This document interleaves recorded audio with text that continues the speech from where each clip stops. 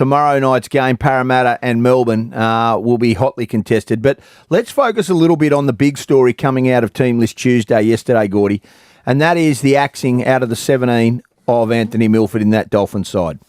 A man that's played State of Origin in excess of 250 first-grade games. He's been part of grand finals. He's played in the World Cup.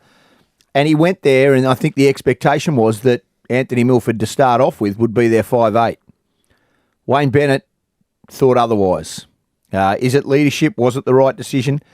Anthony Milford has been dropped. Isaiah Katoa will wear the 6 jersey. Well, he hasn't been dropped. He hasn't been selected. Yeah. He hasn't been selected. But we admit that he was probably what everybody thought was going to be their 6 to start off with. Now, this superstar, who's never played a first-grade game, is a Penrith prodigy. Don't call him a superstar. But so don't call him a superstar if he hasn't played. He's never played a first-grade game. Yep. But as a schoolboy, he's got a lot of potential. He was outstanding. Yep.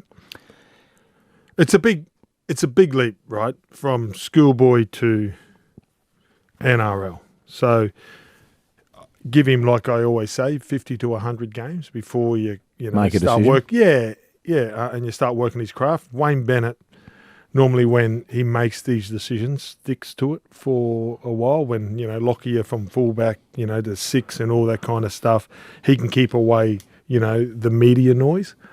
So I'm sure that the kid's going to get a month up there just to learn his craft and get a taste and see whether he can handle it. Obviously, game management is something that you learn over time, but his natural ability to kick, pass and run should be his focus. And which one he does at what time, he will get better at.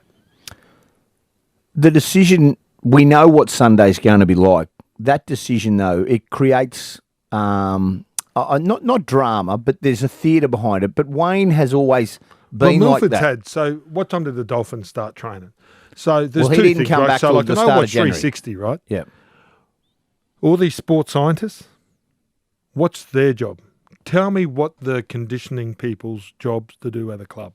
To get their players to the fittest possible they can as soon as. Cool.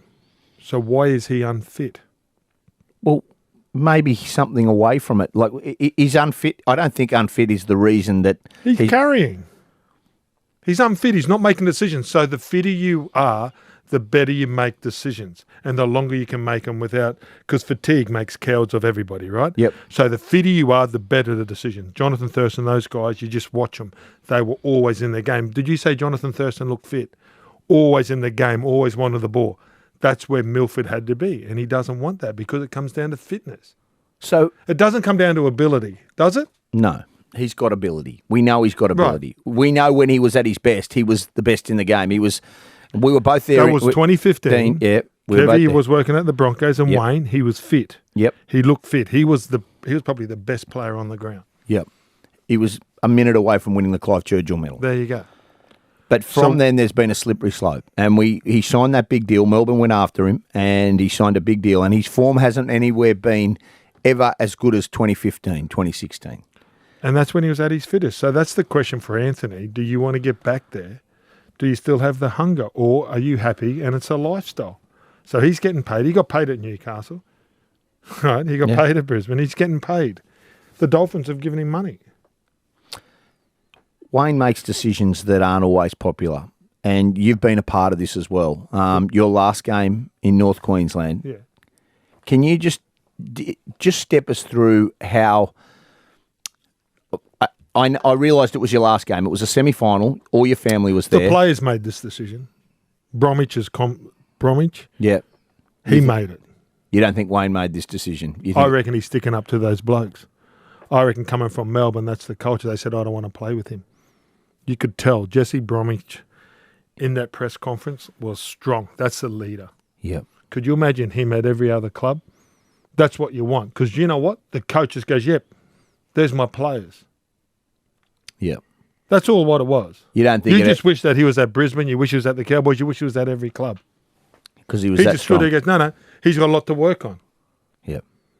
So now Milford, there's no talk about, the coach or this or that. The players, your teammates, don't want to play with you at the moment until you get yourself into some sort of fitness and standard. And the culture, and that's the buzzword of culture, but the standards that that these guys want to set at that club, he's not part of it. You're not up to the standard. And the players make that decision. And they've made it all along. Wayne Bennett always says, and coaches always say, you want to be that player that everybody wants to play with. And is Anthony Milford that player? And that's the player that he's got to go find. Has he got it in him to come back? Of course he's got the ability, but it's whether he wants to pay the price. Everybody's got to pay a price. Does he want to pay a price? That's it. Or is he comfortable living the life that he's living? And is he going to be comfortable playing for Redcliffe in the... He's playing for the Capras. He's actually playing for the Capras. He nominated up there. He's not even playing. He's going up. He'll be playing Host Plus Cup next weekend. Yeah, well, there you go. So is he going to be happy, clipping his ticket, playing there, playing 60-odd minutes? Unreal.